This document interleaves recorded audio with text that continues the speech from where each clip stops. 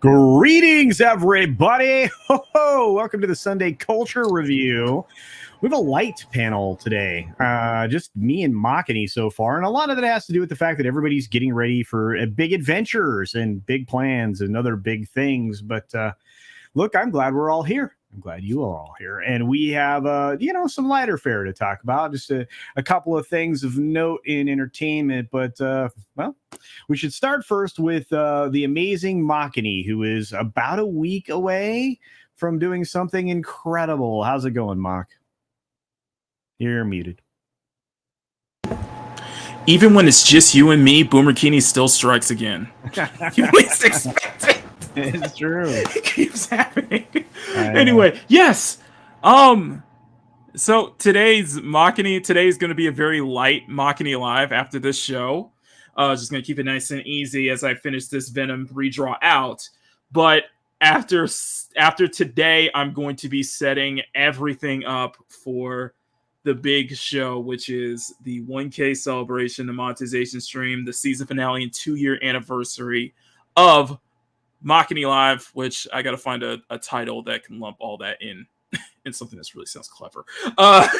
And yeah, it's I've been waiting for this moment. This has been a intense moment. I know that everybody's geared up. I kind of sucks that it all of this is happening on the same week that everybody's going to Vegas. Hey, and I said I was gonna try to. Right. But yeah. Nah, there's other stuff going on, man. You got to take care of your business. So. Exactly. So that's what I'm planning to do next week. I am so looking forward to it, and I'm going to be just prepping just day and night for the next 7 days, getting everything ready. So I think that's awesome. I have to admit, I'm very excited for you. I remember my first monetization stream, and you can't forget it, man. So congratulations. It's an amazing moment to just see you, to see so many other people, and I got a chance to be there when it happened. Yeah. That's the amazing point. So now it feels like it's all coming back to me now. Now it's my turn. you worked your little fingers to pieces drawing for all of us, and you've definitely earned every bit of it. But I tell you what, let's say hi to everybody out there. We're going to talk a little bit about obviously the upcoming Vegas festivities and all of that. But before we do that, we got a couple subjects we'll get through. Nothing super heavy. One thing that may be a little heavier than the others, but we can also talk about we're gonna talk about a little Lord of the Rings of Power. So I'm very excited about that. But we got our buddy Cosmic Squirrel here joining us from the Cosmos. Olaf is out there. Good to see you, brother. We got Eric K in the audience as well. The madman himself, the Mensch of Wrenches, the master of mind. That's right. I'm going to be seeing him in Vegas, so can't wait. Ooh, that's going to be amazing. That is going to be amazing. We got Dr. Dragon out there. When that time of Sunday again. That's right. We are. We're at that time. Weather here is warm and wet right now, which is weird. Let's see who else is hanging out today. Liger fans hanging out with us. We got the Cheese Factor here. We got I already said Dr. Dragon. Dr. Dragon is chatty in the chat today. Look at that. D Bud Martin says he enjoyed the thumbnail. Yeah, it's a lot of fun. These are what's funny is like, this is what happens in Vegas sometimes. Stays in Vegas. Sometimes it doesn't though. We get pictures, and this actually happens. Believe me, we get pictures. Okay, well maybe not those exact pictures. We don't have sources, but we're just saying they leak. They tend to kind of leak out. Those are embellishments. Let's just exactly. We'll say slight embellishments of my friends. So we have no part in that. It's just that happens. No. And it reminds me that we do get a chance to meet up together, multiple times. People travel across the country just to hang out with everybody else. And these events are obviously amazing. I said that on Ryan's member stream yesterday, and last night over on Scott's stream. It's those moments that you really enjoy, and they, sooner or later the great Machini will join us. I know. Whether it be in Vegas or California or even Texas or Orlando or wherever I can be able to actually travel. Yeah, I saw number one campaign. This is the best news I've ever seen, right? $100,000 goal, which we all knew was just ridiculously low, right? That $100,000, right? He's got over 39,000 purchasers to date at over $3.4 million in total revenue. You cannot say enough great things about what Eric is putting together. He's had to jump through a lot of hoops because, again, the machine does not like it when you beat up the machine. The machine doesn't like to lose. And so when you look at, what he's doing to the machine, they've made him have to jump through hoops for PayPal, he's had to change web hosting companies for his website, et cetera, et cetera. So this machine does not like it when you outsmart them and beat them at their own game. Yeah. And Olaf, you were 100% right, including the message that you sent me this morning. Yes, the Spider-Man No Way Home and any of the Sony Marvel related properties, they still have that Netflix deal in place. So it does include those films. So what's up, Joker Voice Skills? Joker Voice. Yeah, we got I saw him, I think it was yesterday on Dreaming Tabitha's channel, which was absolutely awesome to see. Well, guess I had a yawn. Actually, I got an invite and didn't see it on Twitter. I got an invite. I went to go hang out with Tim because Tim had a subscriber celebration. He was celebrating 720 members. I think it started out as subscribers.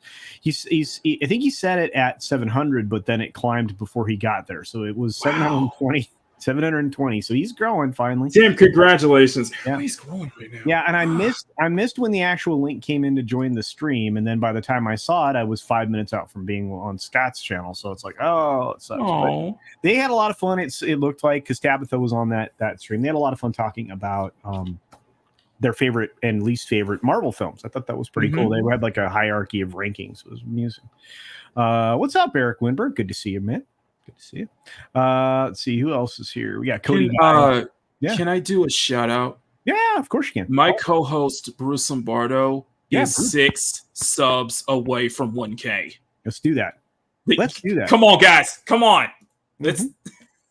Yeah, mods, I think Eric K probably can tackle that and get that up there for us, or one of the other wrenches. We got great wrenches here on this channel, so I imagine you will have an opportunity to sub to Bruce Lombardo of Dick's Division. So check out Bruce. He does a great job. We got low-spec Linux laptop in the house. We got our friend Cody Guy here. AJ Speaks. Check out that microphone icon. That's pretty cool. We got, let's see, some other folks here. Let's see. Oh, Magitech's here. Magitech, Max. Happy birthday! Happy birthday! Yesterday was a Mag's birthday, so if you didn't wish Mag's birthday yesterday, you should make us Mag's happy birthday today. Happy birthday, Mags! You got Steven out there in the world. What's going on there, Steven? Deleted Scenes. Check out Deleted Scenes. We've got, I can't believe how many great channels are just roll through here and hang out. Dragon Master 360s here. We haven't said much, just said hi. Got a Palamies minion here. Palamies, can't wait to see you. Yes. In Orlando. So gonna be very excited for that. And I don't remember. I think you were not going to be in Vegas. I think is if I remember correctly. But that's good. I mean, that's okay. That's not good, but it's okay. John Edgar's here saying, "Hail, Culture Casino in chat. Hail to you, John Edgar. We got a bunch of other folks rolling in here. Judicon Is Judicon in the chat? Yes, Judicon. That's right. Yeah, every single weekday, I say that exactly that way. We gotta say it like that. Kathy is here. Oh yeah, I have weird. Fat Elvis is here. Yeah, Fat Elvis. Look at that. We got Rob Peter Shay's helicopter tours, of course. Of course, yeah. Yeah, we got Rob Altus out there, Commander Ed Straker, Shadow. Look at all you great human beings. There's Bruce. What's up, Bruce? Hank VP. Look at this. This is an incredible chat. We got Stunt Brad here. What's up? There's a quality stunt person, decades of experience in Hollywood, folks, and retired. Gap Stargate's in the house. Let's see who else is here. D. Carre. Did I get it right? I think I got it right. I always try. Gosh, lots of great people here. There's Pinochet. Who else? What else? Channel Surf is hanging out with us. Lots of great channels. Look at this. This is fun. Sean's here. What's up, Sean? Chernobyl asks, "Are you going to be over at the Vegas meetup for FNT?" Indeed, yeah. I will be there. I will be traveling down up in this case, I guess, to Vegas, and it'll be a good time. Lots of folks. I'll be there for a few days. The boss is coming with me, so. And a Palmy's minion said she is going to be there. Oh, okay, good. That's fantastic. Get Culture to sing happy birthday for people. Now, people leave when people sing happy birthday. If I'm on a stream with Mags, I might sing Mags. Mags sang me happy birthday, and I think she did it on live with face cam. So that's rare. Monkey Jesus is here. When is the Vegas meetup? It is Wednesday next week. It's going to be, it's still at right now. I think it's too small at this point. There are going to be a lot of people there, but I think it's at the Millennium Fandom Bar, which is as close to Star Trek as you're going to get for the convention that's supposed to be there at the same time. Because now it's generic sci-fi convention. It used to be the Star Trek convention in Vegas, but they lost the deal. So there you are. And here's Bruce's channel. Thank you, Steven. You are a man among men. I think that's been up there a few times, but do check that out. I would completely sing happy birthday for Mags. All right, here we go. Totally. Happy birthday to you. Happy birthday to you. Happy birthday, dear Mags. Happy birthday to you. There you go. See, now everybody's going to leave. Everybody's going to clip that. That's fine. Yeah, we got Freddie York hanging out with us today. I can't believe you guys got me to sing. You got me to do it. But let's just say Mags got us to do it. Let's put it that way. That's right. Happy birthday to Mags, indeed. Read by Nature's in the house. They beard among Sasquatch. Well, the beard is going away. I keep saying it, but it legitimately is. I gotta shave it off after the Vegas meetup. At least the sides will be gone. I'll be down to probably just a goatee. You were trying. I feel like you were trying to compete with Gary. I feel like it was kind of. No, actually, I think it was. I was kind of inspired to do it because I liked the look of the character I was creating for my Culture Builds channel. So, and actually, I've got a new video that's going to go up there Wednesday, which is basic fire safety for your home, whatever your home happens to be. So exactly. Oh, Mag sent $2 for the birthday singing. Well, you didn't have to send $2, sweetie. But thank you. But we wanted to. There you go. That's right. We got Man of War 665. So you want to sub like they vote here in NOLA? No, but I hope you're doing good, my friend. Can't wait to see you. I've been putting money in a piggy bank for the bar. So this is gonna be fun. That'll be Wednesday. Yeah. Oof. Yeah. Wait, the Star Trek convention got changed to some random sci-fi convention. Kurtzman did that much damage to the brand. No, I just think they lost it. No, I think they just kind of lost it. I think they just lost the licensing for it. I've never seen I'll never unsee Shaven Gary. Yeah. Yeah. It's a surreal thing when you see his older. When you go back to go to his main channel, switch to oldest video, and look at his early reviews of The Last Jedi. It's surreal. It is. It is. It's hard to imagine Gary without a beard, and yet it exists. And yeah, so no, like I said, it doesn't take me long to grow a beard, so it's not like I can't grow it back. It's just, there's reasons for it. So hey, Naughty Monkey Wrath, good to see you.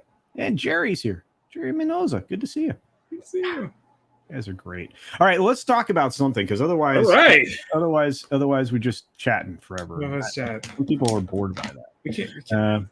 Now, our chat is not bored. Your chat is not bored, Golger. They are invested, even if it's just us talking to them and not on topics or anything else. Well, topics are good. I mean, look, let's start here, because I think, look, they don't like being called out on their stuff. And right. When I say they, I'm referring to anybody in the mainstream, especially when it comes to the destruction of all our cultural, touchstones, right?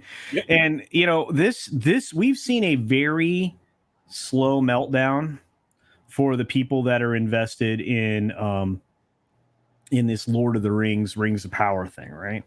And it's one of those things that is very, very telling. Every single article is very telling, because anytime anybody associated with any of this kind of cultural destruction tells you something, expect the opposite, because it's usually the case, which is probably no different than what's happening here. You're being gaslit once again by these kinds of articles. This title here is Lord of the Rings TV writers show not just vaguely connected to Tolkien. Well, no. In fact, I'm going to have shirts printed, folks. You're going to be able to buy them. It's going to say Tolkien in name only, with a picture of all of the discount knockoff characters that they're bringing into this show. The problem is that it's not just like it's basically have your cake and eat it too. Is one, they say that they're following close to Tolkien when in reality they're lying, and two, they hate Tolkien. I think it's very clear that they hate Tolkien and everything that he created, because that's what it keeps coming off as, and it's like, listen, Lord of the Rings, when Tolkien created, that was a product of its time.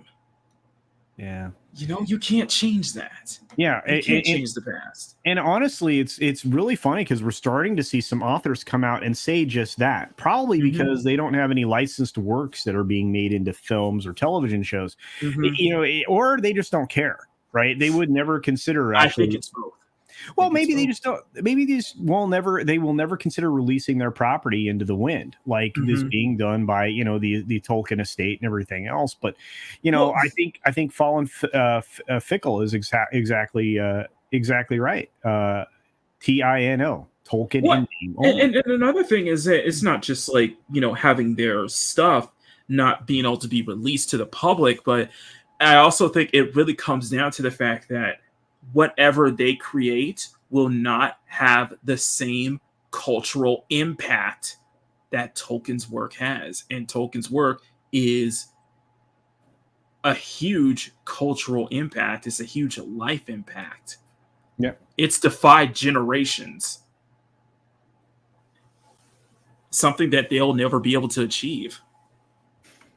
Well, I'm in this really strange place, right? Because I'm always trying to figure out what these shows should actually be called. And somebody came out there with the cringe of, that was George the Giant Slayer, the cringe of the rings, the cringe of power. Right. I said that we was Kangs of power, but yeah. Yeah, well, yeah. For me though, I mean, it's more like the grift of the rings, or the grift of power. Yeah, that's a good one. Because this has been nothing but that. And again, this is vaguely connected to Tolkien. It is. They can't use any of the actual works. They have to Third Age is off limits. They have to use the appendices and stuff that just wasn't fleshed out in very, very great detail, and because they can't access the stuff that's essentially controlled right now by another entity. Well, and I think that's the same case. And I think a good comparison is what's been going on with Disney Star Wars is that they can't touch anything within the original trilogy, so they're changing everything around it before and after, if you know what I mean.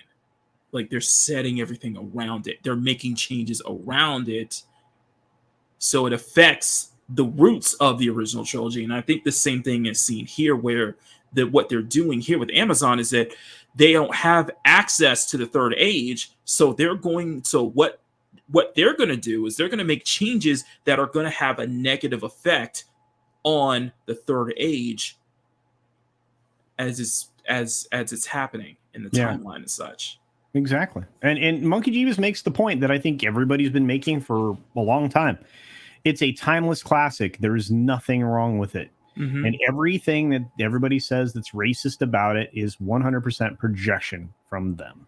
And look, so the showrunners have pushed back on a critic's suggestion. No, they don't name the specific critic. That the series isn't strongly rooted in J.R.R. Tolkien's work and address those Game of Thrones comparisons. Okay. I also do think that what they're purposefully doing is ruining the third age for new viewers and ruining it for long time established fans, because when people watch Lord of the Rings, they'll have to think about everything that's happened in Rings of Power, everything that's happened beforehand that Amazon touched. Shellback. It's seeding it, seeding into it, I guess you could say. You're right. I mean, that's why they always try to go the prequel route, because they want to revise the story. They want to revise the definition of the characters that come after. And it never works, and it's very transparent. It's incredibly frustrating. And I would challenge anyone to point to me something that is equally as beloved when they do this kind of treatment to it, that the original, the beloved property isn't. How I've never seen them essentially even compete with the prior better work. It just doesn't. Exactly. It just doesn't ever happen. It's just the formula that doesn't work. It's just. Yeah. Blackest Night is here. It says, "Hail Culture, got my beard trimmed up today." Yeah, I actually. When I get back from Vegas, I'm going to be a different looking fellow sometime, not this coming week, but the following week. So we'll get back to the goatee look, but we'll see how that goes. And let's see who else is out there. Lots of amazing. Mm-hmm. I appreciate it. But Paul Chatto's past two videos on this matter, on how they're destroying stuff we fans gave life before. Indeed. Yeah. Mm-hmm. Paul's been doing some great stuff. His Man Baby video is probably one of the best pieces of work I have seen on this matter. He is a genius person, and you have to check out They Call Me Chatto. Check out Paul Chatto. He is a former TV executive who was in charge of greenlighting and making things go at networks. So it's not like he doesn't know things. Exactly. Let's see. The Star Trek has to be changed because it's licensed. CBS doesn't own it. That's right. Mm-hmm. Yeah. A lot of people don't realize, and this is funny because I did a story on a con man who was essentially trying to grift everybody on the fact that he was associated with Desilu Productions. We would not have Star Trek without Desilu Productions. No, we cannot. Yeah, and a lot of people don't know that. Mm-hmm. And it's been it's been in such a legal battle between CBS, Paramount, and the parent companies, having to go so far as to split the universe, split the timelines to the Kelvin timeline and the JJ timeline. And now they're trying to they merge it all together. They have to, and mm-hmm. Look, it's good that they did split it off, because at least now we know what to ignore. AJ mm-hmm. asked a question, says, "Why does no one in Hollywood have original ideas any longer, or at least be able to put new spins on old ideas that aren't trash?" Well, because so creativity is a natural process. You're actually every single Sunday you can watch this man put creativity to work as he goes. We all know that. Mm-hmm.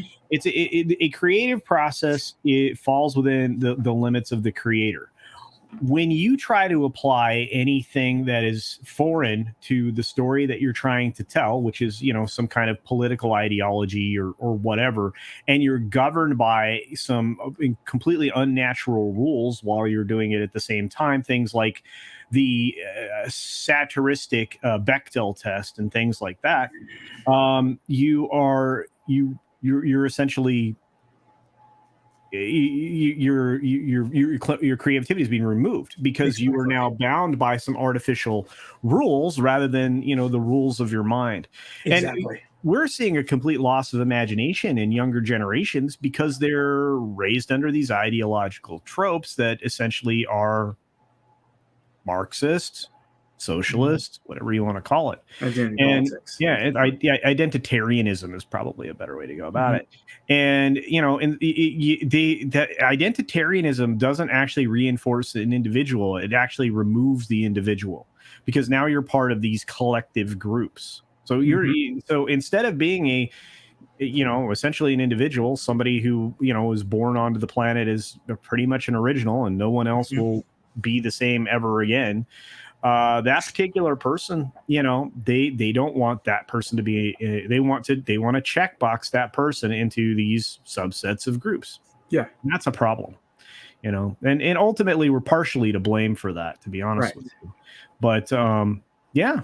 So, but we did get another super chat from my good friend Manowar665, the neighbor of the beast. He says, "Quest for the last remaining piss-free bowl of cornflakes." Yeah.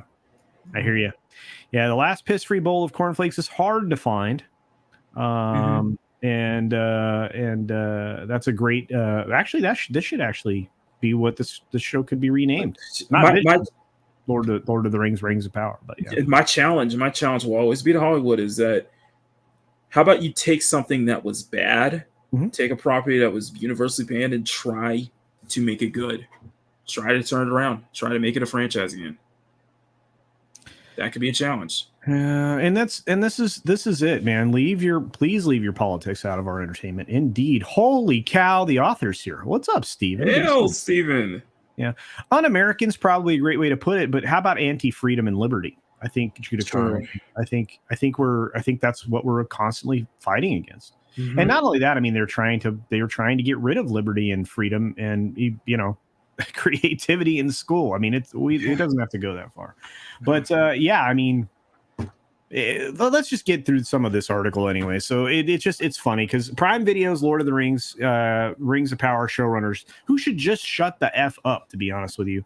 They discussed creating their show's immense world and the comparisons to HBO's Game of Thrones at the Television Critic Association's semi-annual press tour on Friday. Again, these guys should shut up. But the congenial panel's most lean forward moment might have been when a reporter called the highly anticipated fantasy show only vaguely connected to Tolkien's work, which were based on actual printed materials. And Patrick McKay, who clearly has a different. You got a book. Yeah, it's wow. Hi, hey, guys. what's Hello up? there. Hello. Oh my. Hello. Yeah. My eyes are up here.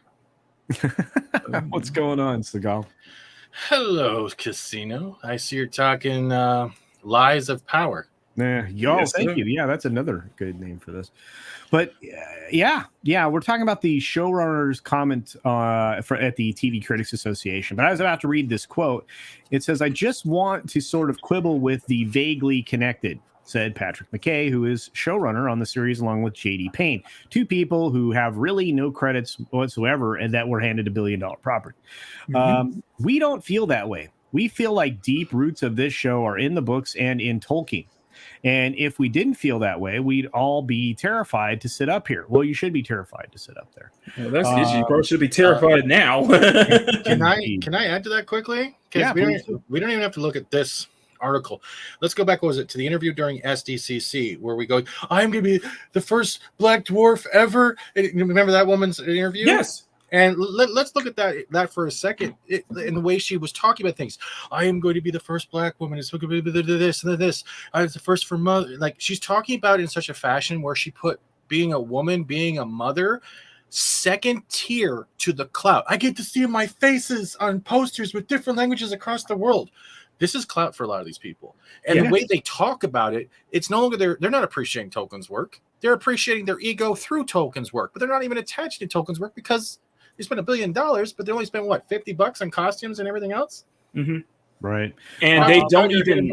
And the worst thing is that they don't even talk about, like, you never hear her once talk about the actual story of the character itself, herself. Interestingly enough, and Stephen, I hate to interrupt you, but we actually have another Stephen here who happens to be an author, somebody who writes, who probably has an opinion on some of this. Mr. Walton. Hey, how you doing? How's my audio? Whoa. You're a little hot, but it's fine. A little too hot there, my friend. All right. I'm gonna bring it down a little bit. Hey guys, how you doing? Fat Steven, I love your mouth. Keep talking. Wow. Oh, okay. Well, wasn't there? I usually don't hear that outside the bathhouse, but thank you. So pretty much we got the ego talking from this woman in general, who literally discredits her whole point of everything because she just signaled checklist and her ego and that this is going to take off her career. Guess what? If the writing's not good and the fans aren't happy, it's not going to take off your career. Yeah. It's going to make you look like a shill, and your wording already makes you look like a shill. We're watching the Kevin Smith effect, but with Lord of the Rings. That's pretty much what this is. And then guess what? There's not going to be a season 2 because I don't think they'll make enough of this, and it's BS. It's getting to a point where I think, it's getting to a point where I do think that the main watching public, the normies, the people, regular people who aren't akin to this, they're starting taking notice of, rejection of this just on quality. Quality, because it's just like, what's worth all of this, virtue signaling, this grandstanding, if you don't have the quality to back it up? If you don't have, they haven't had the quality. I'm sorry, Mac. No. You're right. I'm just saying, I do think normal people are starting to take notice of that and seeing that in terms of quality. And that's what we've been hoping for years, is that they would see the quality dips when you concentrate on identitarianism, and you're not really staying true to any type of lore, or trying to please any of your fans. You're pleasing radicals who we know from time and time again do not financially support these projects. Right. The other thing with this is they're all shouting and screaming about equality for everyone, right? And trying to make sure everyone gets a fair share in these series, right? But they're not even accepting the equality of people's responses, the equality of criticism, the equality of different points of view and opinions, and not realizing that you're going to have those because the human race isn't built off a Borg mentality. It is built off the fact that individual thought can branch out and become and actually be the birthright of more creative thought and individualism as long as it goes on. It doesn't matter your skin color at the end of the day, what you go to sleep with, what you wake up or want to identify as, or what do you want to be called. It's the fact of the matter is that diarrhea did not exist in these fantasy worlds. And that is where the most of the rage is coming from, is the fact that you're trying to insert all the socio-political nonsense within these fantasy worlds while trying to deliver a message that is no longer entertainment. It is ego and fake. And what they don't realize is that, sheer effing hubris. I don't call Kurtzman Trek. I'm sorry. Yeah, what they don't realize is that when you try to insert, modern day identity politics, modern day politics in general in these timeless stories, they're not going to age well in the long run. They're not going to be remembered well in the long run. But see, okay, and I want to go on and read the balance of this quote real quick, though. I have to address this because this is not super news. Storyman Jack, hey buddy, he says for $4.99 that wish I could be there. Broke 2 ribs yesterday repairing our roof. Amazon Prime show runners are liars. Yes, they are, man. I wish you were here too. I'm sorry to hear about breaking 2 ribs, dude. Stop trying to be a stuntman, bro. That's not good. Don't do that. I hope you're all right, man. Let me drop me a note, man. Shoot me a note. Let me know you're okay. But you didn't have to super chat that, bro. I did you say it earlier and I missed it or something? Or maybe you did. I don't know. But dude, don't do that. Don't get hurt. Exactly. That goes for all of you in the audience. Don't get hurt. You're gonna make me mad or worry. Don't make me worry. I'm too old. You got Joker Voice for $5 saying 5 seasons of Rings of Power. It's going to happen. Yeah, it is. I'm sorry. Amazon has got this funded by Amazon Prime customers who only have it to save on shipping. Hashtag keep talking. That's right. You're getting this because you paid for it. It's kind of like this is almost like taxes. Like our taxes pay for a lot of crap we don't want, right? And but there is a positive note though with the way in Dwarf in Color. Yeah, that's right. There's a positive note with this too, and I know maybe we don't see it yet, and I know a lot of people have different thoughts depending on the seasons or the whole series in general when it comes to Orville, but this whole series could branch out a satire style of Lord of the Rings where it's not actually being Lord of the Rings and make them look stupid. Because that's what's happening lately. You're getting these series that are coming out that start off as parodies and eventually start branching into sci-fi that actually involve politics that make you layered think. What we've seen with Star Trek, as much as people think it's not all the same, but that guess what? The way messages are delivered evolve over time as brains evolve over time, technology evolves over time, but there's still the layered message as well as the format existing. So we might see that later on. Like, honestly, I wish Mel Brooks was a little bit younger and he got Lord of the Rings. And we got a Spaceballs Lord of the Rings. I would love to see that. You know why? Or let Pratchett do something. Like, Pratchett's brilliant in his own way. That's what's and parody. Look, before the show started, and I know you were doing wrap up for yourself there, Stephen, and I know Stephen Walton's been otherwise occupied in real world work, but we backstage, Machini and I were talking about the fact that there will be more coverage of the show and more people enjoying the coverage of the show than they're going to be people engaged in the show. Oh yes, this is going to be the Last Jedi times 10. You are going to wait, Rob. Absolutely. Called it. It's going to be an implosion. Your YouTube feeds are going to be full of it. The problem that there is something else at the bottom line with that culture, and Mac, you're right. It's that don't lose yourself in the content that comes out and develop that only one look mentality, because then that will start affecting how you look at other franchises. As much as we're being burned, try to keep yourself at least balanced in the middle, because then you'll never get swayed to see anything good. And I think that's also a problem we're also experiencing because we've been burned so much, is that we're already on the defensive with the negative phalanx. We're already defensive. We have the spikes out and we're waiting for the first vision of woke.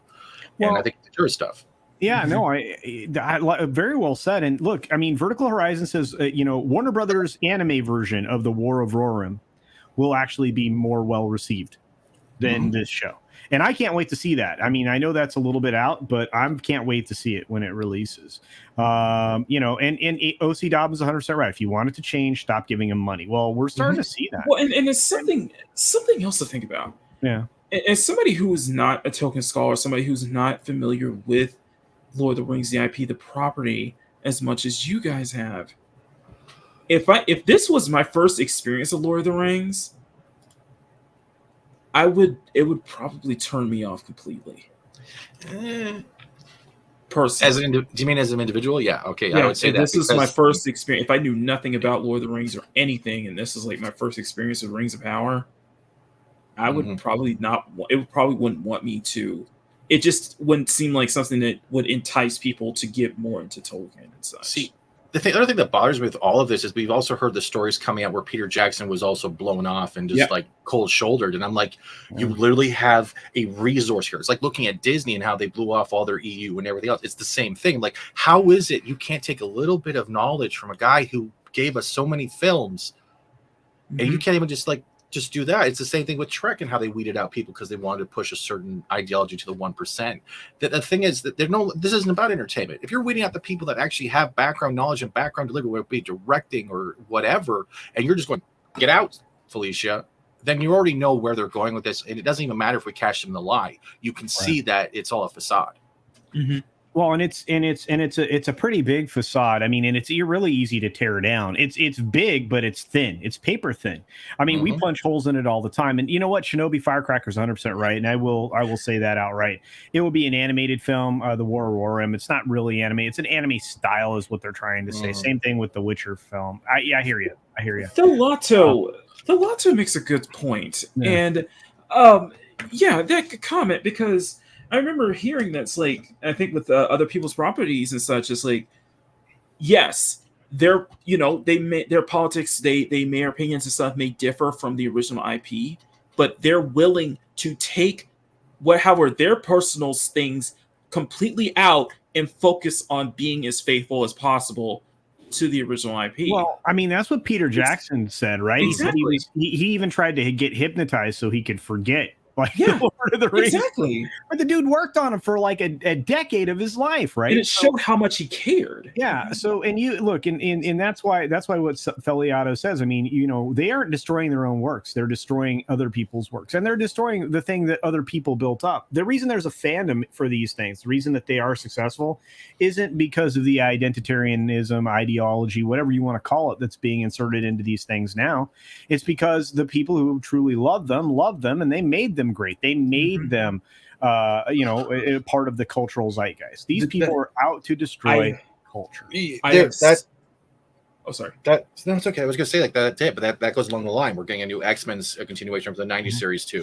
The thing is, let's look at the best way we can look at this. Correct me if I'm wrong. Is corporations have no creativity, they have no imagination. We have stuff like Tolkien and Pratchett and George Lucas and original Trek, TNG, DS9, and all the other things attached, Anne Rice.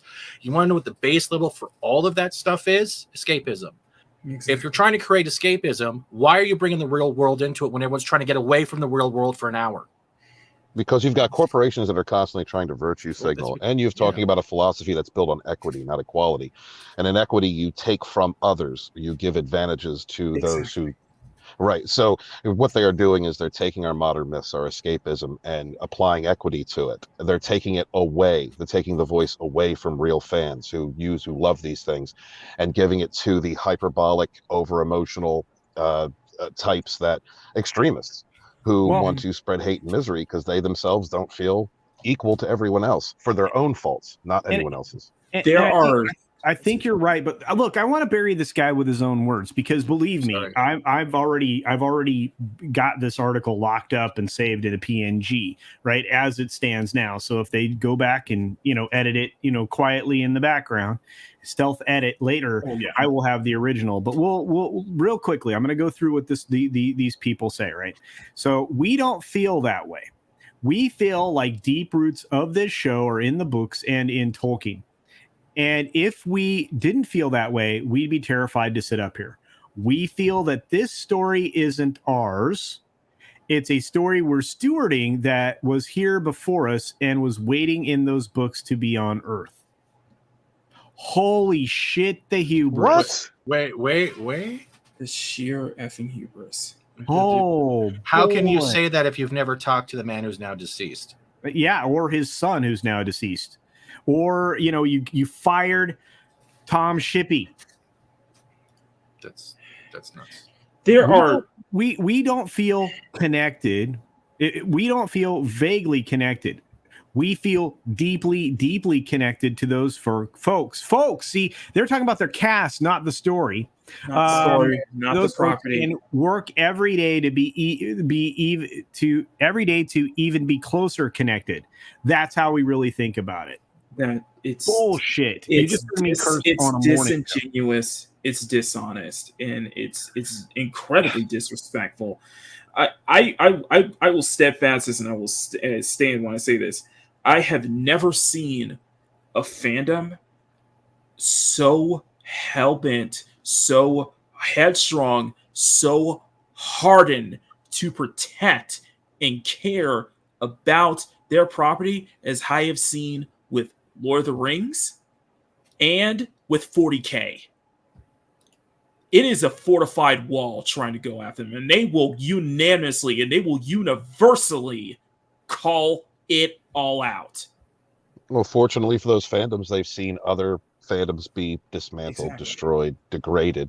So there is something to be said for everything that all of us, you in the chat, everyone on the panel, that we have been doing for years and fighting for these modern mythologies. There's a playbook out there. We know it. We know what they're going to do. We know how to react to it and how to protect what we love. Exactly. But the playbook, they haven't been able to update their playbook. So it's like we can call the play before they run it. Mm-hmm. So it's like, okay, they're going to start attacking the fans. They're going to, okay, now the race card's going to roll out. Okay, now, now they're going to, they're going to do this in response to the fact that they're getting destroyed. I mean, look, this is the problem, right? When the platforms that are, essentially acting as springboards for these properties and for people like us as well, they remove the ability for people to express their dissatisfaction with something, like, I don't know, removing the dislike count. That tells you an awful lot. I mean, they are protecting the establishment stuff, and the things they essentially agree with, and not the actual people who essentially make platforms like this even viable. You think about it, is they're basically running the plays, and they're always calling audible. See, and when the plays fail, they just run the clock down. Yeah, Sorry to cut you off. My sorry, that was a bad analogy. No, but there's also something else to add to this, and this is an underlying theme that's been going on, let's say, until Last Jedi, Mandalorian, however you want to look at it, is that this type of stuff also breeds a certain mentality within the people trying to criticize this, and you start I scared him away. I'm sorry. No, he's on his phone. But what is this? This is creating a sub-tier of people who are now judging based off your relevancy of how big a fan you are, and then they push you on whether or not you're worthy enough to even talk about it, because whether you like something they don't, or you like, or you or you don't like something and they do, they try to then create this. They turn their own comments off, their own dislikes off, and we're starting to see that within our own selves too. So that's another battle that's also happening, but we're not. But it's happening at such a slow pace that you don't realize your genetic code's being changed to. You're acting just like the establishment in a way, and there's a battle on two fronts. The protecting, or maybe three fronts: the lore, the franchise against the establishment, as well as ourselves not changing to the point where we act like them while trying to fight them. Because we can't become our own worst enemies without even realizing it, because of the barrage. It's a barrage. It's a constant siege. We're constantly getting hit with catapults. We're constantly getting hit with this, and this. We see a little bit of daybreak in the clouds. We're like, okay, everything's good. Bam, bam, bam, bam. Here goes another volley of arrows. So it's a trifecta in a way, because we keep going around in a circle, but we're not getting a break. And that's the thing I think that's tiring on a lot of people, is we're never getting a chance to hold our criticism and just have a vacation. Well, but see, at the same time, I consider it like, finally holding the line, right? I mean, if anything, the Tolkien fans are the people who drew the line in the sand, or they pushed the staff into the ground and said, "You shall not pass," and that's that moment, where it's like, I'll be damned if you're going to do this. And that's actually what's going to happen the entire way through the show. And again, it's highlighted here that the fact that this is vaguely based on Tolkien. How do you know? Because the Rings of Power is primarily based on the appendices of the Lord of the Rings. So it's specifically the description of the Middle Earth Second Age, and it includes younger versions of some of the immortal characters. They invented characters. It's vaguely based on Tolkien. You're not using characters one for one, because you can't, but it's vaguely based. Why is it vaguely based? Because you invented new characters. You even decided to put race into the equation. You decided to put all of this other crap that didn't exist into the equation. Yeah, female orcs, right? Yeah, you never give up. TZ Burton is right. You never give up. No, never give up, but never bend the knee, realizing you're being changed. That's the thing. Exactly. You hold your ground, but don't lose your principle. Don't lose yourself. Yeah. Well said. Yeah. But anyway, it's a hard thing to do. It is a very hard thing to do. And if you can't find a good Amazon series, I promise you later in the future, I will come out with a Dwarf in color. I mean, I think it'll be great. But I know this: the duo in the cast were also asked the inevitable comparisons to HBO fantasy hit Game of Thrones, which has a prequel series called The House of Dragon, which I actually will be watching 3 episodes of, and then we'll see how I feel. But that's going to be launching 2 weeks before, on September 2nd. So at least we have 2 weeks of House of Dragon in order to do direct comparisons to Rings of Power. But anyway, McKay decided to answer this one and said, "I'll take a whack at that." We talked about this a lot. It comes up, and we totally understand where the question comes from. We don't think of the show in terms of what genre or other shows might be out there. We think about Tolkien, his life's work, creating this world.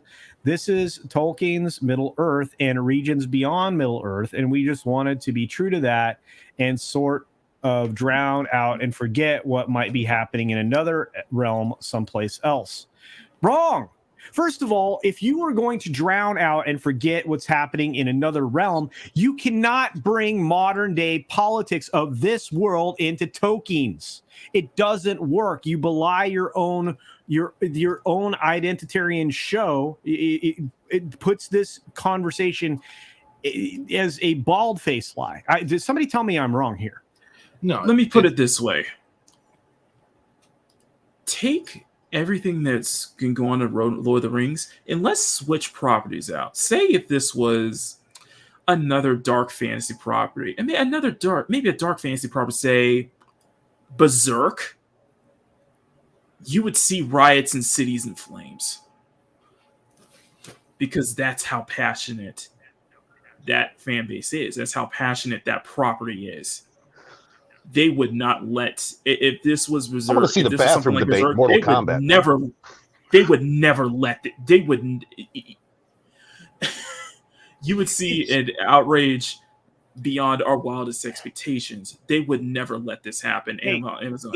If I see any telltale signs in any episode of the Bechdel test, which I guarantee you is going to be there because you've got Lady Harfoots everywhere.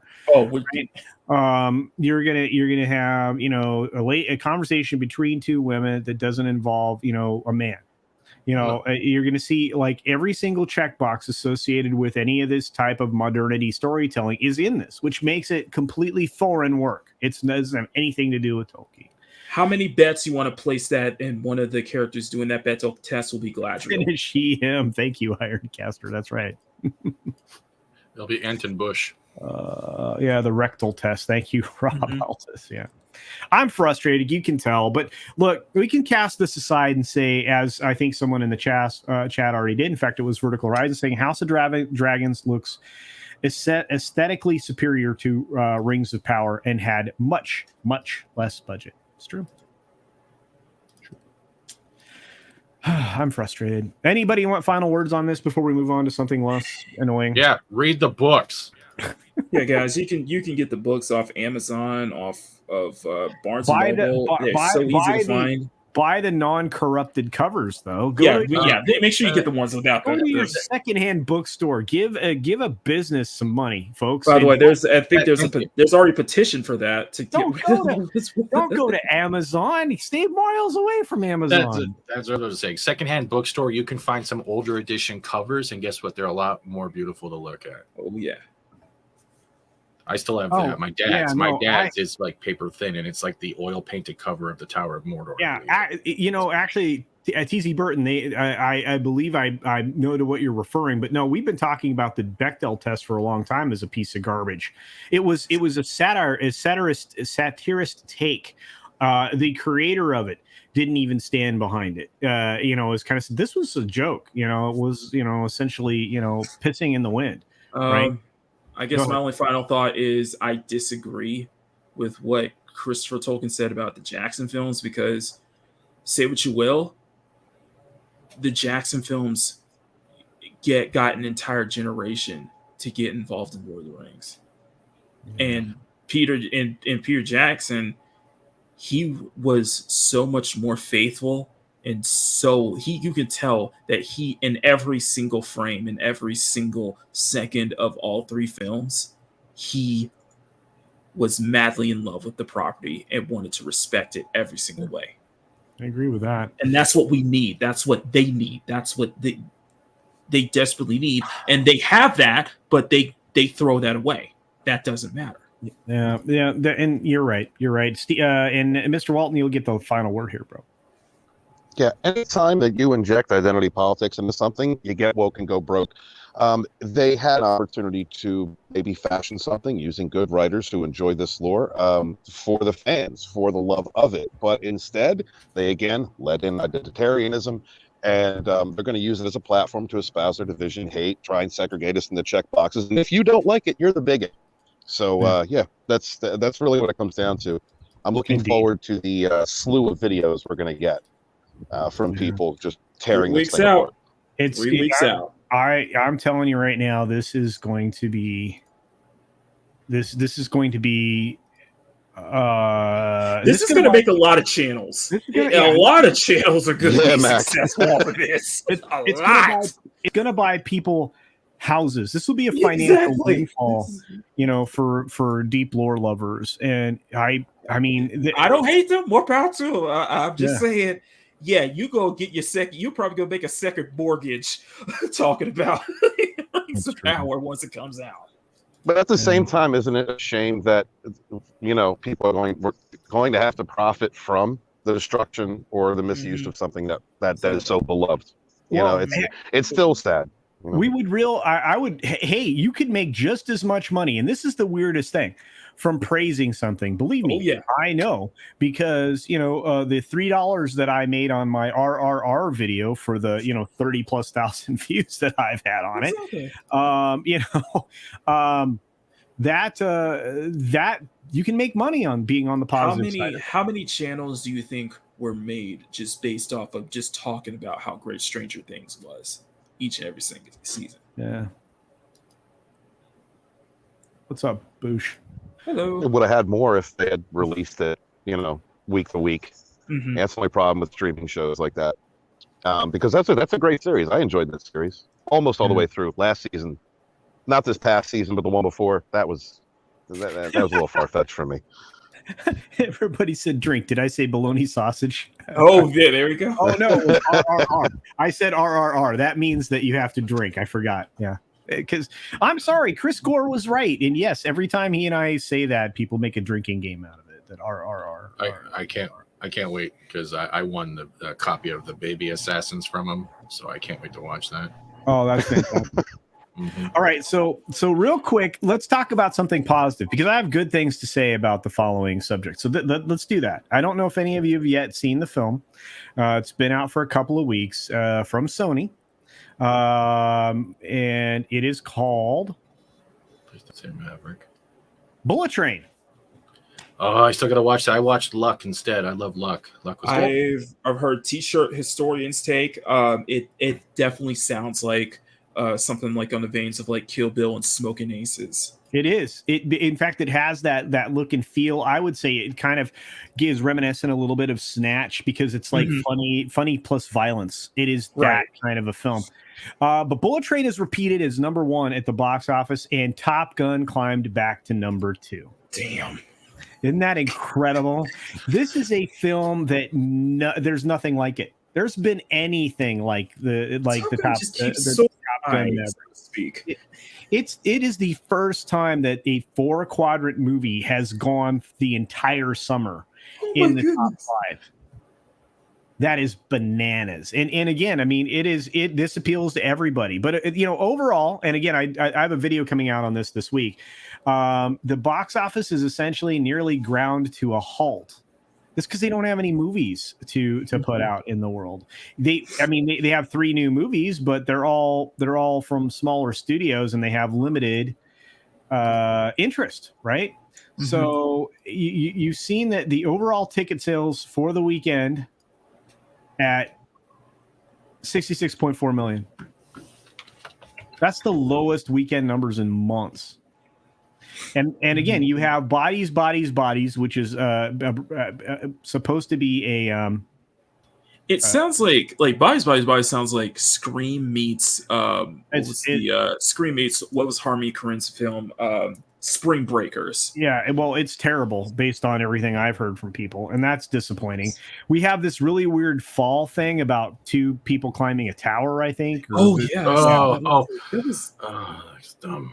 Yeah, it just looked forgettable. I was like, what? I'm like, I don't really want to watch 2 people, try not to fall to their death. It's that doesn't sound like a good time. But it's 2 women trying to climb a giant pole. What's wrong with that? Well, they're trying to be. I think they were trying to be like, was it 47 Hours? Was the one that Franco got the award from,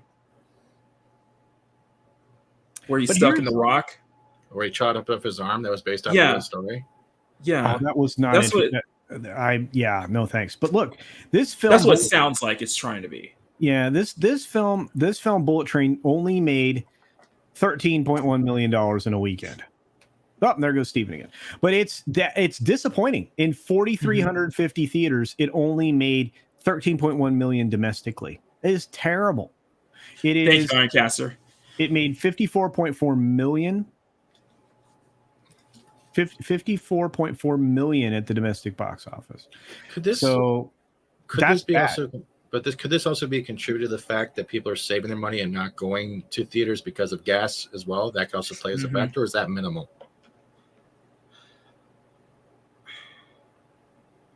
Did he freeze? I'm thinking. Because that would actually, if that was actually a factor incorporated right now with box office sales and on gas prices and people willing to travel and whether it's a worthy excess to go or not, that might play a factor lately with box office in general. I'm honestly kind of surprised that they didn't go with that angle right away, but the same way that they did with the Koof angle for the past 2 years. Mm-hmm. Because if you're not going to drive as much as your kids want to see a film, you were going to buy something on a streaming network and make them watch that instead of going to theater. You'll save on the popcorn, you save on the gas money there and back trip. And yeah, maybe some people will take an Uber, whatever, get some or do a carpool. But I think that is starting to play a factor, isn't it? Depending on the location. Or am I just blowing smoke up my ass? And the thing is, Bullet Train has had plenty of marketing. It did. Bullet Train was very well marketed. I've heard people say, "Well, I didn't see it," but I've seen it in lots of different locations. I'm not really sure. Looks like Danny's joining us. Are you ready, Danny? Okay, we got a comic chat here. What's going on, Danny? Good to see you, my man. Good to see you. Have you seen Bullet Train yet? Bulletproof? Bullet Train, not Bulletproof. I haven't. I have not. I've been watching The Sandman all day on Netflix. Oh wow. Okay, so since I haven't seen it yet, and I've heard mixed things about Sandman, can you give me your perspective? Because I know you're a graphic novel. It's crazy. I'm digging it. Really? I'm on episode 7 now. Got, I think 3 more to go because it's 10 episodes. It's pretty out there. Can I ask you? Have you read the graphic novels? I have not. Okay. Have not.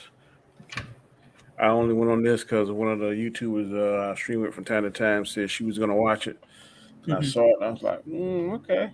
And then watched the first episode, was kind of hooked into it. And I like the Morpheus character. He's my favorite so far. Take the red pill. Take the blue pill. I'm just curious because I like hearing that somebody thinks that it's good because I've heard a lot of people not like it because it doesn't jive with the source material. The source material, yeah. So I think sometimes the statement ignorance is bliss is appropriate for some things because, like I said, I've heard of the Sandman, of course, like everybody else, but reading the graphic novel, I haven't. But what I've seen so far, it definitely grabs my attention. Okay, so the next question is going to be this: does it seem to have any political messaging in it at all, or no? I can see some. It race bent a little bit because Lucifer was a female, right? I don't see any kind of. I didn't see any kind of wokeness or any kind of political or gender based stuff. I just seen it's very. I don't know what genre I would classify it. Supernatural, sci-fi. Oh yeah, no, it's a supernatural. It's a supernatural twist on some similar stories. But Morb says based on the source material, the 80 to 90% of Sandman cast was either race or gender swapped. So, I had heard that. I just didn't know if it factored into anything. That's why I was asking if there's any politics or any of the other stuff that's been. Not that I've seen. I don't think I really noticed was like, oh, they got loose for a female. Other than that, I didn't see anything that like, okay, there's some kind of agenda. There's something they're doing it again. I didn't see anything like that. Yeah, and I think Read by Nature is probably accurate here, saying that it's similar to The Boys. If you've seen, okay, you're going to have a divide based on who's seen the comic versus who's seen the show. If the audience that has already pre-read the material seems to be the ones that don't like it. So yeah, yeah. And Joker Voice says, it could have been good, race and gender swapping, but Death is for Constantine. Yeah, I'm not a fan of the changes. If that, like I said, because of the reason there are changes, but Yeah, I haven't seen it, so I can't. I'm not going to speak to it at all. I remember female. Yeah, female Constantine. Now you see that? Yeah, it was. That's so twisted. So, but look, I mean, I'm going to tell you this, Dan. If you get a chance to see Bullet Train, it was very good. Return to. I heard it was good. Yeah, return to some really quality, fun stuff like Snatch and maybe Lock, Stock, and Two Smoking Barrels, Smoking Aces. I was about to say. Yeah. What streaming service is it on? I don't think it's out there yet. It's still in theaters. It's still in theaters. Yeah, okay. Sony released it. Yeah, Sony released it into theaters, and it's the only film making over $10 million this weekend. It's a remake or something. I don't know if it's a spiritual remake of the. I think it's more of a spiritual remake. 67 film. It's based on a book or more recent book or comic that I think was also based on the same story. Yeah. So, but it's very interesting. I'm not going to spoil it for anybody, but I am going to do a review on my channel this week. I thought it was good. It's kind of like it does have some speed, kind of a feel to it. So yeah, but no, Lock, Stock had a TV series. That's true. There, like I said, Shinobi Firecrackers. I didn't hear about Bullet Train until a day ago. I think. Like you said, I think there's areas where it did not get marketed prominently, but it's a lot of fun. I mean, I went with a group of adult males, and we were wearing t-shirts and shorts, and we were watching a film.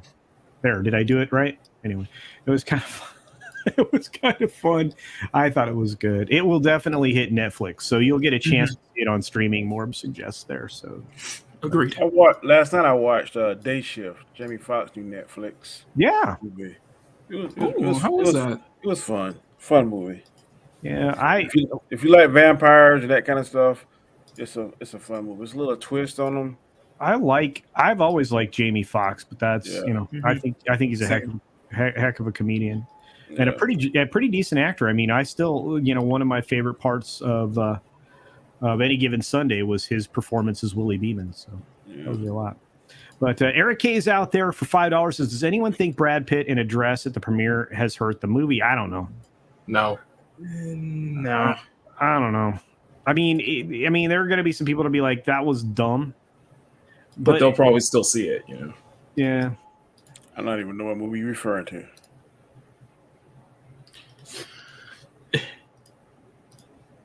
Didn't watch Brad Pitt. Don't know anything about this. Oh wow, Joker Voice is 37 away from 300 subs, so do check out Joker Voice's channel. Yeah, absolutely.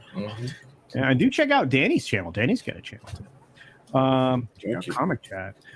We got, like I said, Eric K. I don't know. I really don't know. For $5, man, I can't answer this question. I think that it didn't help. That's probably the best way to describe that. It didn't help. I'm not sure it hurt it, but what movie was he premiering? I'm not even.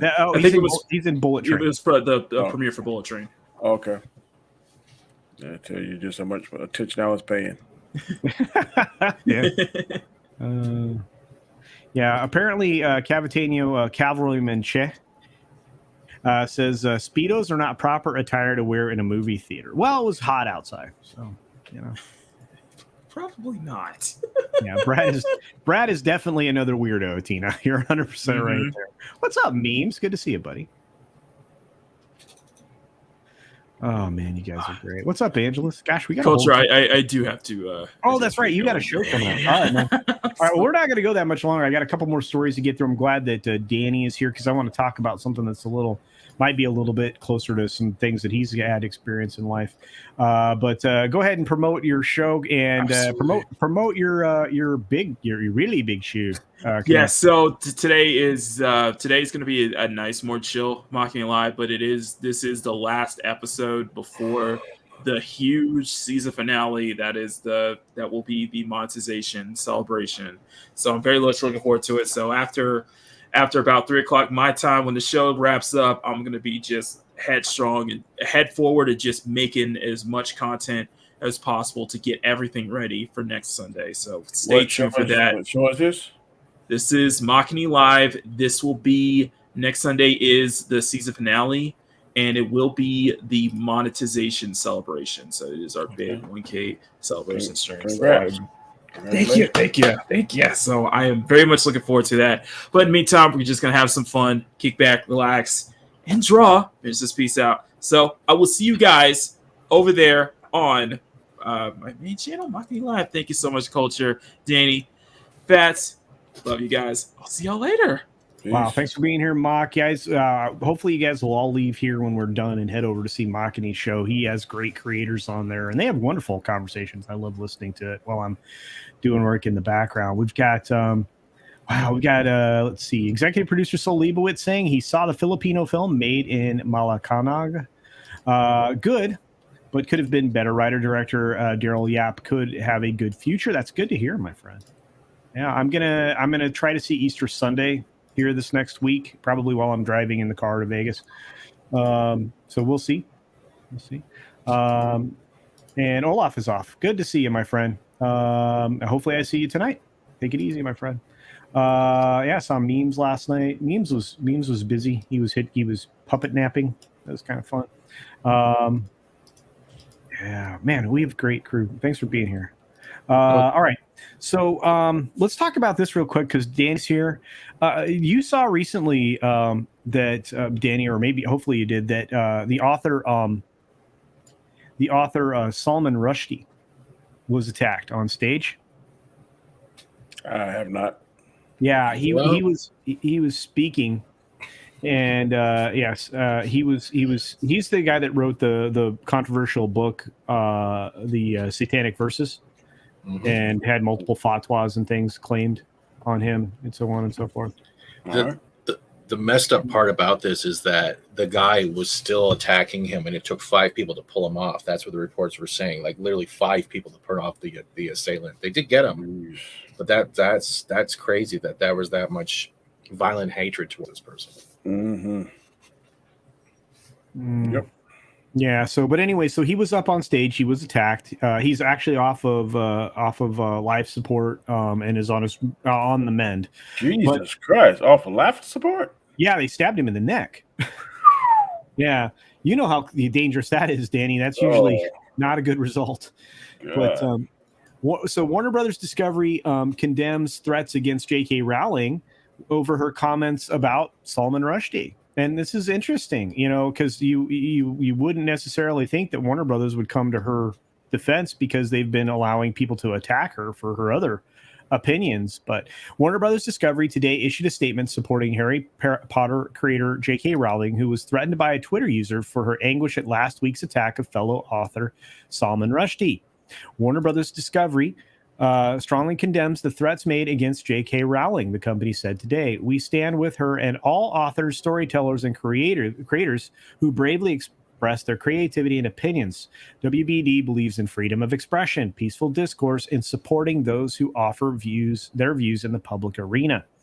Our thoughts are with Sir Salman Rushdie and his family following a senseless act of violence in New York. The company strongly condemns any form of threat, violence, or intimidation when opinions, beliefs, or thoughts might differ. On Friday, Rowling tweeted out a message on Rushdie, who was attacked on stage at a speaking event, feeling very sick right now. Let him be okay, Rowling wrote. A Twitter user responded with a threat. Don't worry, you're next. Rowling tweeted Twitter directly with the message saying, any chance of some support? Twitter refused to take action. And Rowling posted the company's reply. After reviewing the available information, we determined that there are no violations of Twitter rules in the content. Wow. Now, if this were against somebody that they were adversarial against, do you think it would have been the same? No. We appreciate your help and encourage you to reach out again in the future if you see any potential violations. Rowling later thanked her supporters and said that the police are involved, and she claimed that they had been on prior threats to her. Wow. Rushdie has been removed from the ventilator and is talking, according to reports. The man who attacked him is being held without bail in New York and faces attempted murder charges. Of course, it talks about the satanic verses and the death threats issued in '89 by at the time leader Ayatollah Khomeini. Rushdie was accused of insulting Islam in his novel. The death threat had a bounty of $3 million, and Rushdie subsequently went into hiding when it was first issued. He has more recently eased up on his security, which may have led to the attack last week. So there you are. Jesus.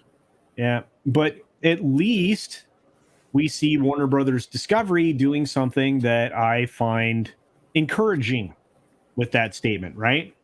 It's basically allowing people the opportunity to speak, and it's condemning acts and statements of violent behavior.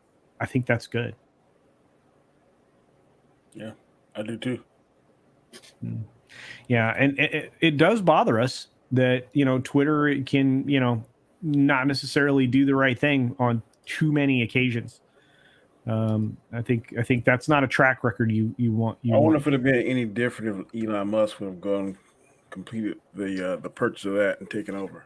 Regardless, it was never going to be able done before this October, regardless. But yeah, Danny, I think there will be a difference. I still suspect he's going to end up with Twitter. I really do. I think that he just wants it at a cheaper price. Yeah, I'm just curious what safeguards or what disciplinary actions he'll have in place should you choose to violate whatever rules he has in place. And to react to this, I'm going to react to this in a law enforcement capacity and in a non-law enforcement capacity. Yeah, law enforcement capacity is that the individual should be charged to the fullest. Right. Just because you don't agree with somebody and they don't break the law and they say something that does not, sit with you well, that doesn't give you the right to retaliate in a physical manner such as he did. So he should have the book thrown at him. Now, in a non-law enforcement, we know we live in a crazy world now, and you can't go around poking the bear, so to speak. Or if you do poke the bear, you got to realize that maybe if you're not fast enough to get from that bear could possibly cause you physical harm and even your life.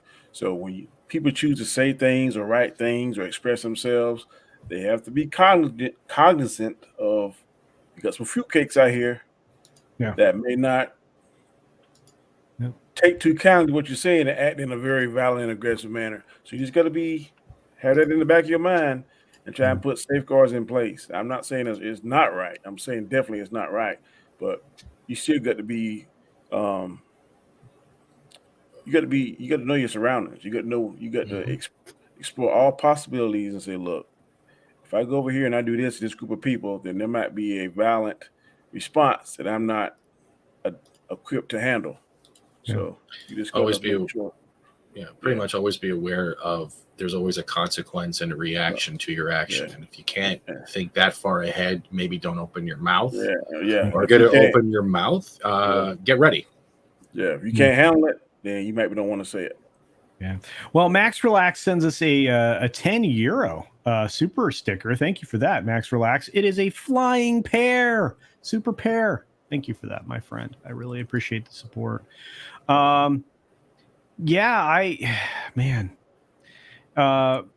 Twitter could hit the master delete button, indeed, and maybe we start over again with Twitter. Maybe Twitter has a complete reboot. Maybe Musk does something like that. We'll see. I think he has the opportunity, since Twitter is such a socially communicative platform. He could literally adapt that. We already have video. We already have our own accounts. It could literally turn into a YouTube style-esque, but in a different format, because all the people are already there. The problem is getting the content so easily accessible, and it would definitely be a different way to go about it. Well, and he made some very solid points, some of which Twitter's actually leaned into his suggestions for working on the platform itself and changing the way they operate. So we'll see. And yeah, Philip, I've seen this, that Crunchyroll and Disney are throwing each other shade over the Bleach stuff. But I really don't understand, and maybe I'm just ignorant or dumb or silly, whatever you want to use. But I only use Twitter to let people know when I'm going on YouTube. I don't read it. I don't strum through it. If it's somebody that I dig or follow, I'll follow them because Usually, I've had some kind of interaction with them on YouTube or some way. But how this warring and bickering is going back, I'm telling, I am totally oblivious to this. I've heard the nightmares and stuff, but I don't get on Twitter except to say, hey, I'm going online. Here's my stream. Here's my link. Join me if you want to. So yeah, and I think your Muslim uncle's probably right. This person was out for a monetary reward because there's still one tied to this kind of a thing. So it's quite possible. It's quite possible it's not tied to extremism. It was an Iranian national.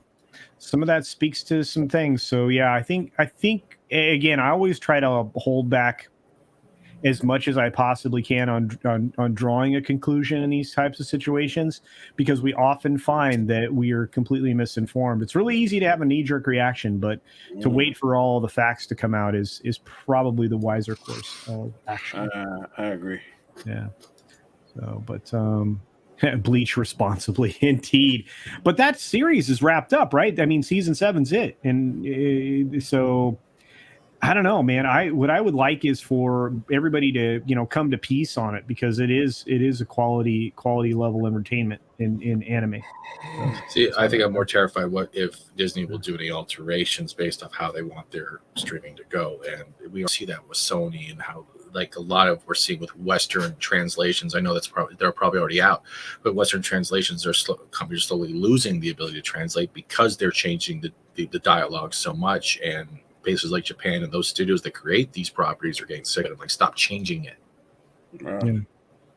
What's up, Siege Perilous? Good to see you. All right. Well, we got, like you said, I mean, I had to bring that up because I haven't often seen studios have people's backs. I mean, they haven't been. Yeah, it's unusual. So I wanted to bring that up. And then finally, we're going to wrap up on this one, guys. We're still going to be here for a while, so don't run away. But I need, because Danny's here, and Danny is a comic book guy, and Danny likes comic book films, and I love Danny's takes on stuff. Ooh, that's not the right thing. Sorry about that.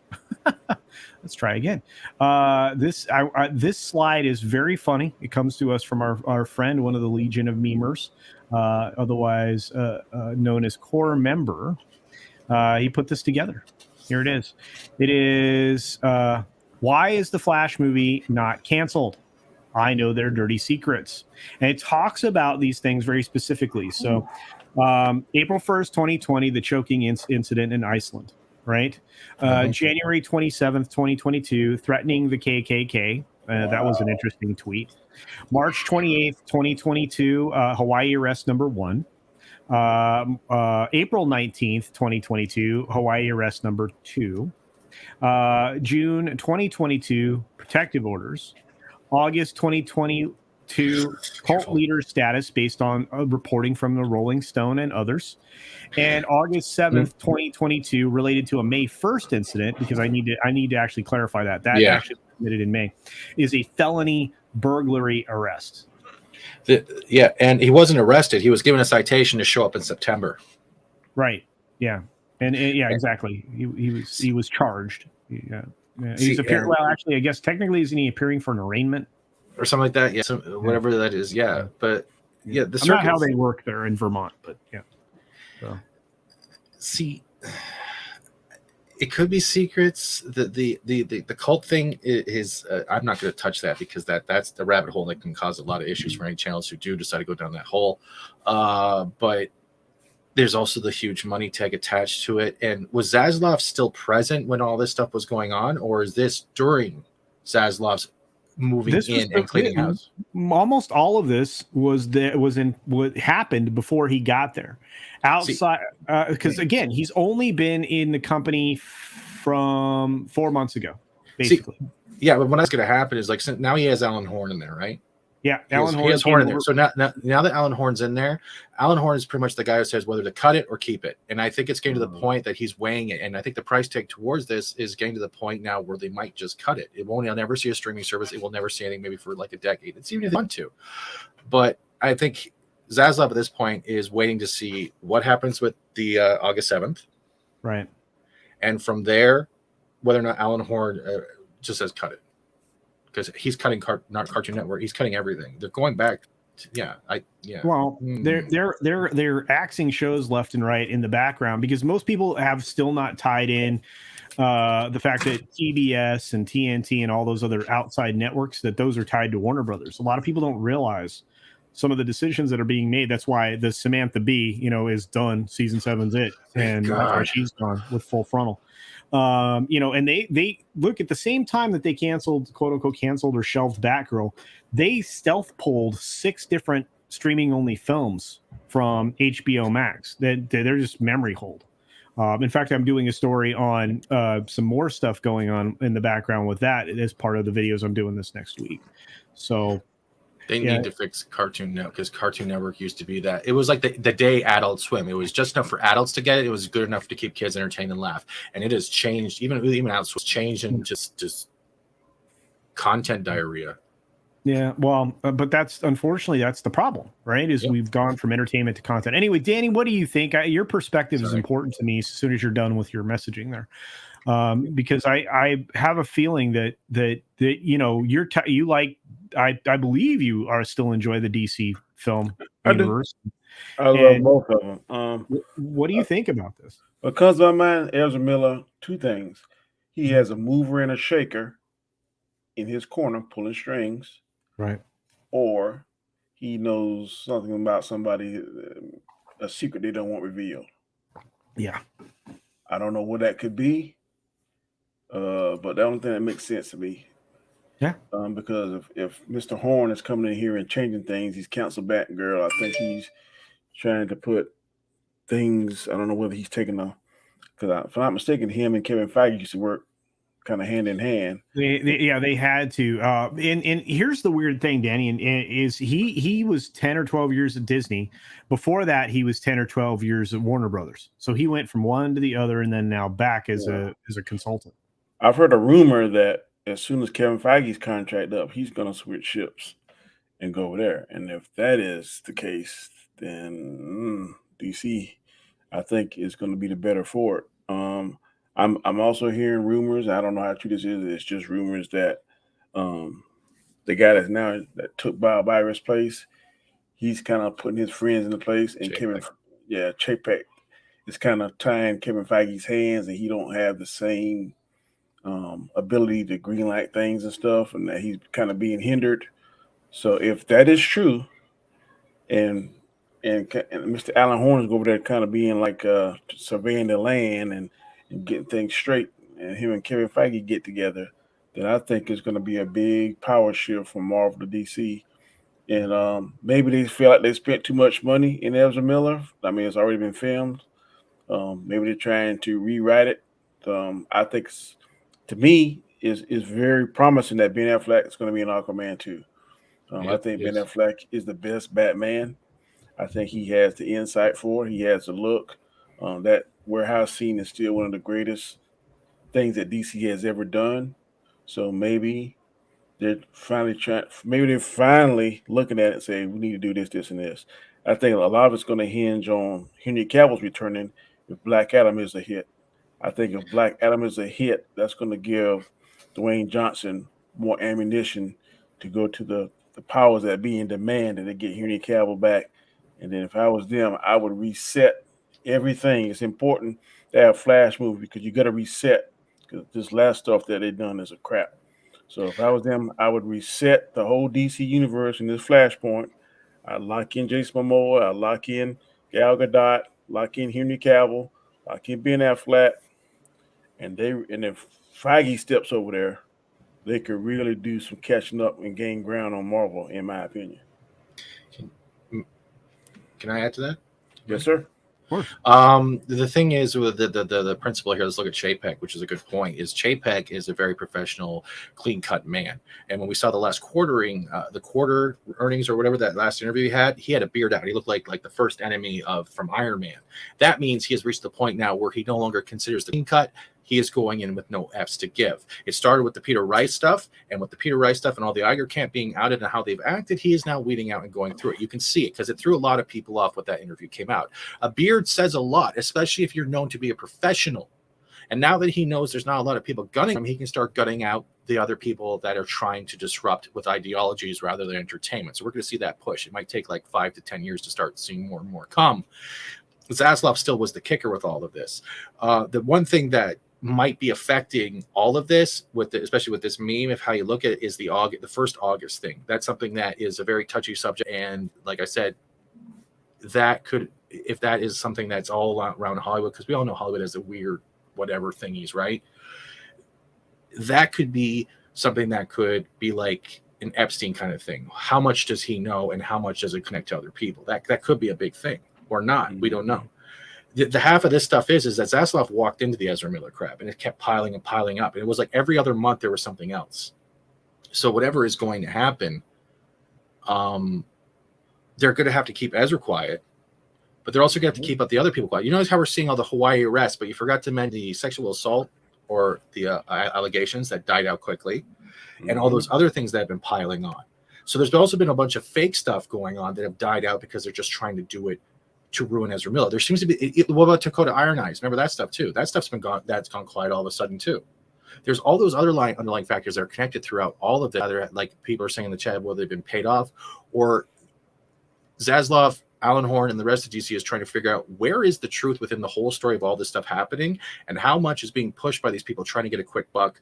They're just trying to destroy a film, or there's other personal stuff going on. And I think we're going to hopefully see more. But I'm definitely not thinking The Flash is going to come out. And you're right. It needs a reset. It does. It needs a reset.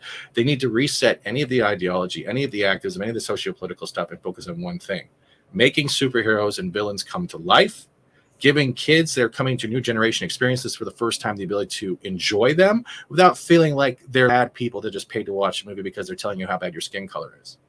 All that shit needs to go. Correct me if I'm wrong. Didn't the CW do the crossover where Ezra Miller met Grant Gustin? Gustin. Yep. I would do if Ezra Miller go back in the past, whatever. When he go to wherever in the end of the Speed Force, wherever he's going back to, it would be Grant Gustin, and they go from there. I would go to Canada where Grant Gustin's filming The Flash with a truckload of money and say, please come work for us. Sign him to a three deal contract and keep it moving. But that's the problem, Danny. The problem is that's a CW show. He's already done with Flash. We're in its last season, or we're going to be up to the last season. And Grant Gustin, as much as he's a great Flash on CW, he's not well known enough to verse over. And I think the last thing he wants to do is go from the TV show to the film and let down a whole new group of fans' expectations. I'm not saying you're wrong. I'm saying there's a big gap going from TV to film. I heard the argument before, and I respect your opinion, but I believe he has the fan base to trend. I know I would. I would follow in a heartbeat. I look, the only way to fix this is to get him out of the film. I mean, that's it. I mean, and just green screen a new actor in place. This film was largely filmed on green screens. There's not a lot of practical sets involved. There's a lot of digital mapping technology that can be done.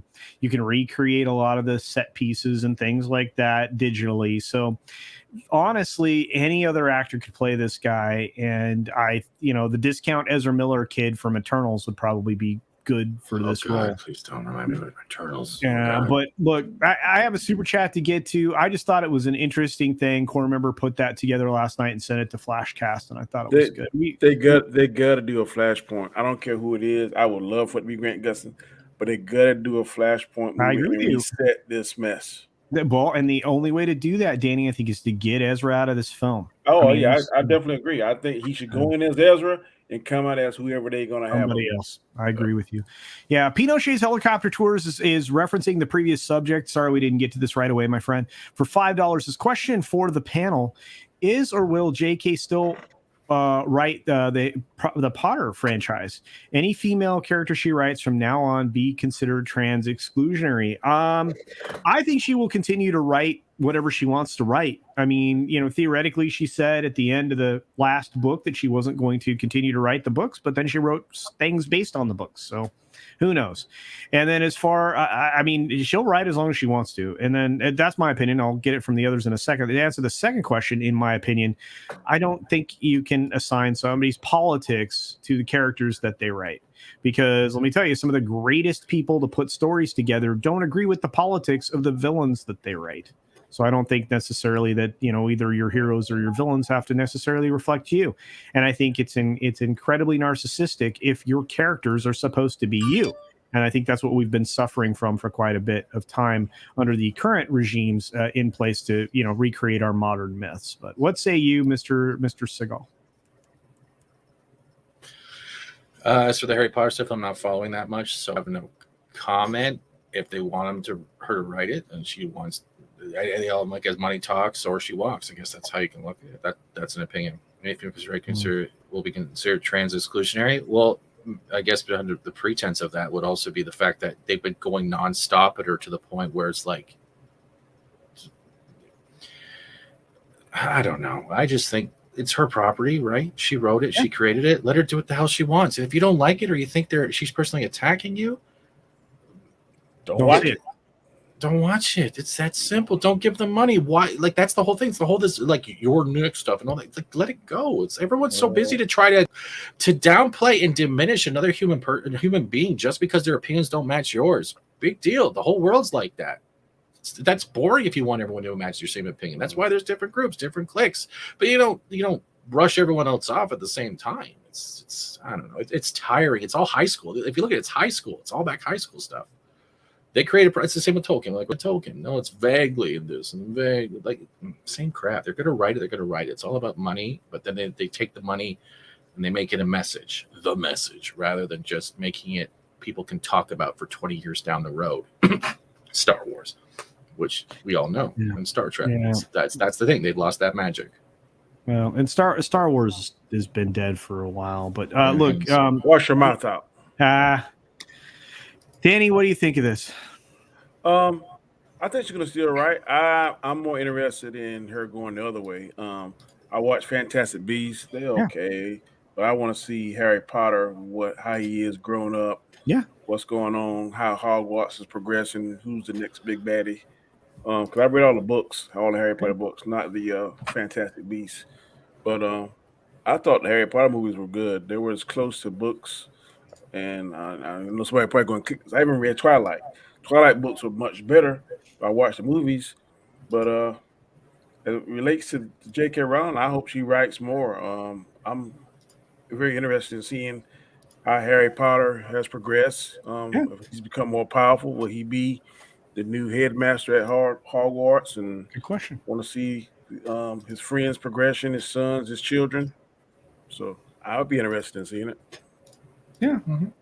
Yeah, but you see, and I understand that perspective because we all want to see our favorite characters continue. But I also understand this from Shrap. There are times when we don't need to know the next part. That we can just assume they're take solace in the happily ever after aspect of most of these stories. But I know where you're coming from, Danny, and I know where Shrap's coming from. So it is. I agree with some what you're saying, but years ago when we were limited to, let's say, finances, special effects, the actual ability to create things better now than we did 23 years ago. Yeah. Now we have those capabilities and we have that funding and we have that interest. Why not explore it? Yeah, I see what you're saying. Like I said, I like, for example, because some films are just perfect the way they are. If you just say that based on what you just said, you're not interested in seeing nothing else Star Wars, that they should have stopped with the first three. I think that the prequels proved that it was really hard to get lightning in a bottle a second time. I love the prequels. I didn't say I didn't like them. They are not the same quality of storytelling that we got in the original three films. They're not. And the third, and that's okay. We can differ in opinion. I'm fine with that, Danny. You know that. But the most recent three films are garbage. Yeah, the last three, I agree with you. 1,000. I just watched The Last Jedi the other day, and I had 100 more questions that I asked a friend of mine who's a Star Wars expert. He explains stuff to me, and I was like, I don't know. But what made me love the prequel so much is, to me, I just want to see a good fight scene with the starfighters and that kind of stuff, a badass villain, and a kick-ass lightsaber battle. I didn't get that in the first 3 years. I didn't get all of that. I got the kick-ass battle. I thought the lightsabers was good based on what I've seen, and that's one thing I had to gauge upon. But when I saw the lightsaber battles in the prequels, I was like, oh, holy moly. They're amazing, right? Here is fire. So I want more of that. Yeah. So everybody does, and that's not what we got. Yeah, and again, I mean, I think a lot of people are going to have the letdown of Andor. I think a lot of people are going to have some letdowns, and I think the Andor series could diminish the fan love for Rogue One. The people that loved that film. Hanging my hope on what's her name? Ahsoka. I'm hoping Ahsoka. I saw glimpses of Ahsoka in The Mandalorian on that episode she was on. Yeah. So if they can give us something like that in Ahsoka, I'll be happy. I want it to look even more realistic. I still think the quality of the aesthetic of what they did with, and believe me, the actress is phenomenal. I've loved her for forever, and I think she is a good Ahsoka. I agree. But I wasn't impressed with the effects work that they did around her character. I haven't been I haven't been impressed with any of the effects works that has been done on the recent series. But you didn't like the fight scene between the fight scene was fine. No, you're misunderstanding. I'm saying that the aesthetic of the prosthetics that that she was wearing were not. I got you. Yeah, they weren't good. But again, that's me. I like to be able to appreciate everything in its beauty, and I just felt like that was missing. But it is what it is, and I just want to say thanks to everybody who's joined us today. We are going to have to wrap this show. Please go check out Machini's channel. I want Danny to have a chance to promote what he's been doing. Danny, what you got going now, my friend? I'm Danny, aka Comic Chat. You can find me mainly on my channels, which is the Chaos Central, along with my two partners, Anzo and Chris Knight. Every Monday night, it's my show, usually at 9 p.m. Eastern Standard Time. I have all different kind of stuff. Mainly, I'm doing stuff called "Would You Rather This" or "Would You Rather That?" I usually have 10 different questions. Or would you rather have this? Would you rather have that? Do this? Do that? It's pretty interesting. Anzo shows Chaos List on Tuesdays, and Chris Knight's show is the Rule of Three. We have all different kind of topics, conversations. So if you're not doing anything on those nights, all shows are at 9 p.m. each one of those nights. Please come by and check us in. If you haven't already, please give me a thumbs up and please subscribe. I definitely need it. And that's 9 Central, correct? Eastern. Oh, 9 Eastern. Excuse me. I'm sorry. Eastern Standard Time. All right. Well, that's smart. Okay, I appreciate that. Of course, we've got our buddy, Mr. Justice Fat Seagal. What's up, bro? Yeah, you know where you can find me. I usually do gaming on my channel. Once in a while, I'll talk about pop culture and stuff like that. I think in about 20 minutes, I'm getting Renegade Jr. on, and that's the offspring of Valiant Renegade, and we're doing a little bit of Phasmophobia. He asked, so I'm going to go do it with him. So you can check out that as well, but I suggest checking out Mackie first. That man's been working hard enough, and he deserves all that attention. He paid me $50 to say that. But other than that, thank you, chat. No, he didn't pay me 50. It was 60. Thank you, chat. Thank you, Culture. Thank you, Danny. And hopefully better entertainment. I appreciate the link, bro. Yeah. All right. Well, you guys are incredible humans. I appreciate you very, very much. And to all of you out there in the audience, we wouldn't be here without you. Thanks for spending part of your Sunday with us here. Hopefully I see you tonight on the Late Night Culture stream, which you don't know who's going to be there, and neither do I. I don't know what we're going to talk about, but we always have a good time. So thanks for being here, everybody. Take care of yourself. Take care of others. Wash your hands, of course, because it is good hygiene. Well, and until next time, hopefully soon. Have a great day, everybody.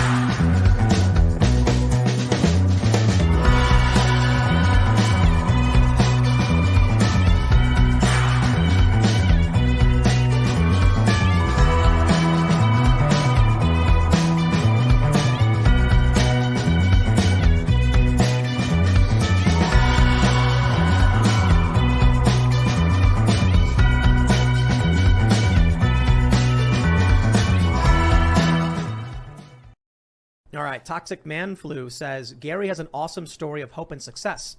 I never would have made it through the last 2 years without Gary, Comics Division, Culture Casino, and many others in the fellowship. Thank you all. Right on.